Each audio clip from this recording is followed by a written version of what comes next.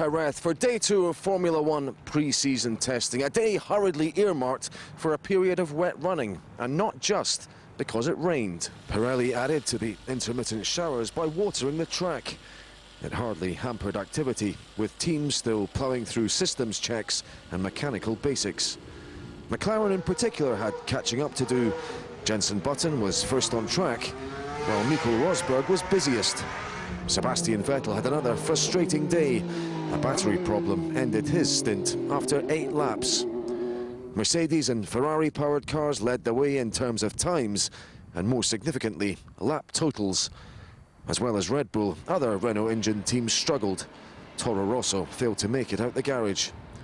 The significant news off-track came from McLaren, who confirmed Eric Boullier as racing director in a new management structure that made no mention of Martin Whitmarsh.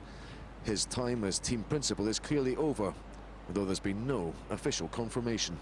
He's obviously had a good time the last few years of his racing career in Formula One.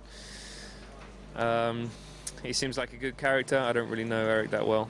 I think he seems, from what I've read, very excited about the challenge, because it is, always a challenge.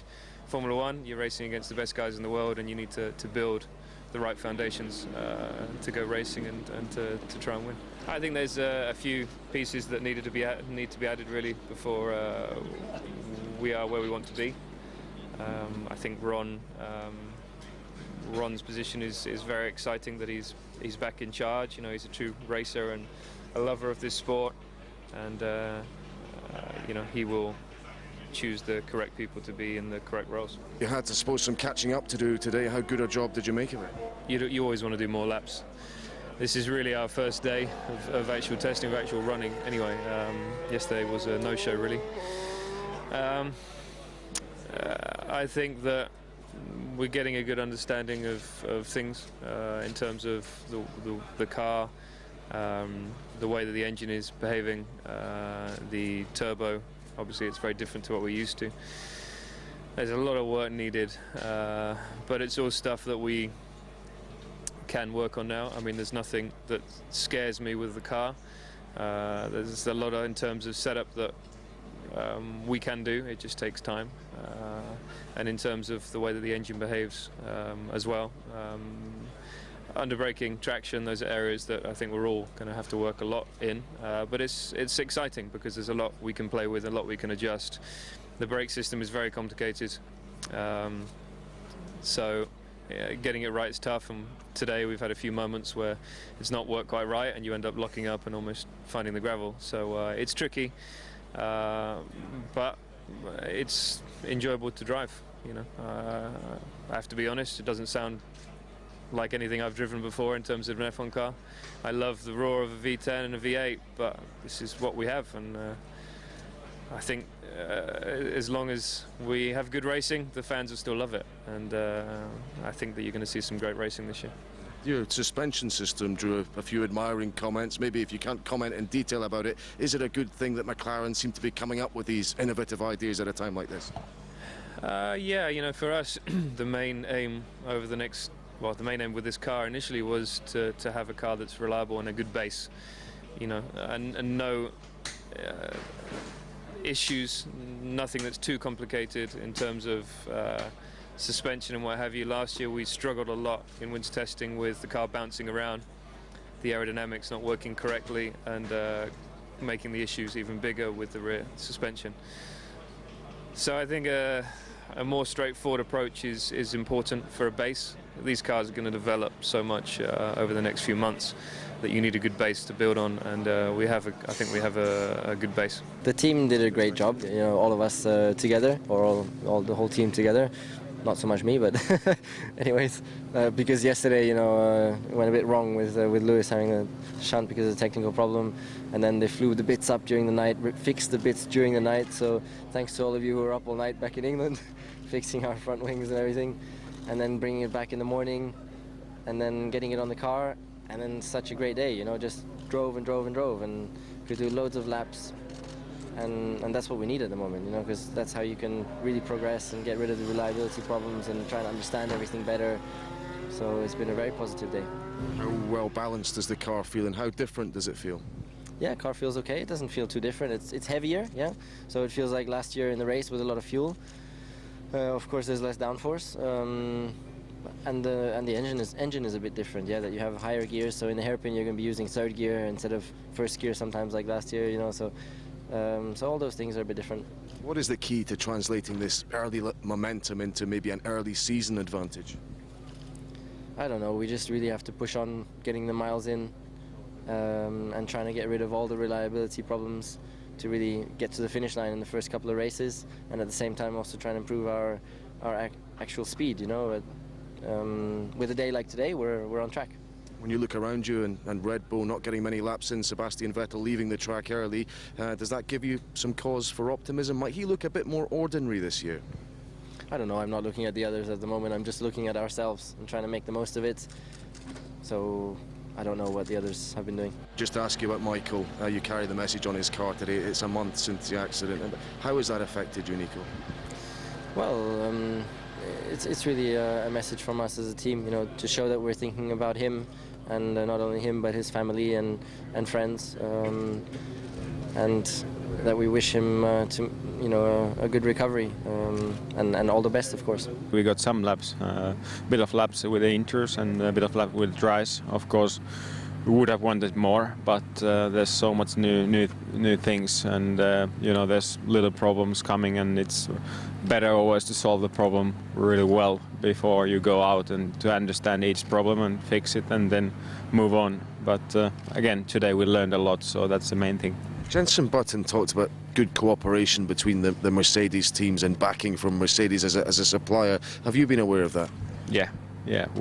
Today especially was a very good day with Mercedes. We fixed a lot of issues. We made a lot of improvements, and you know, we just need to keep working like this, keep getting things better and better. That's the way to go.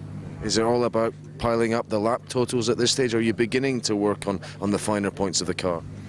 I think it's still a lot of system checks and finding out the problems, and yeah, hopefully soon we can really put a lot of mileage in the car, and then we can see how reliable it is. Just briefly, is the car to your liking? Do you think it plays to your natural strengths? Can you say that at this point? Yeah, I like the cars. I mean, I like the torque of the engine. It's good to drive. It's a bit more difficult, to be honest, yeah, to deal with the torque, and there's a bit more sliding and wheel spinning, and especially in the morning when the track was wet, it's a little bit more challenging, which I like. Yeah, it's a good feeling in the car, so far so good. It's about making sure that all the systems are working, so we're not really into the fine-tuning. And to be honest, we won't really be into that till we get to Bahrain. So everyone's got what they call their launch car here. So, you know, it's not got all the tweaks on that we'll have by the time we get to Australia for the first race. But what we need something that will run, that will allow us to understand the new powertrains, to tune our new gearboxes, all this sort of stuff. And yes, of course, we get some fundamental performance information, but we'll start pushing more, maybe a little bit at the end of this week, but much more as we get to Bahrain for the second and third tests.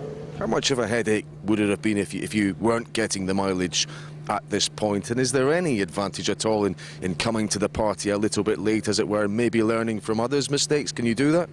No, absolutely not. I don't think that's a good thing to do, and of course, you know, I don't think Lotus have done it out of choice. I think the whole pit lane has some sympathy for their situation, and indeed Marussia, who we believe are going to get here later this week.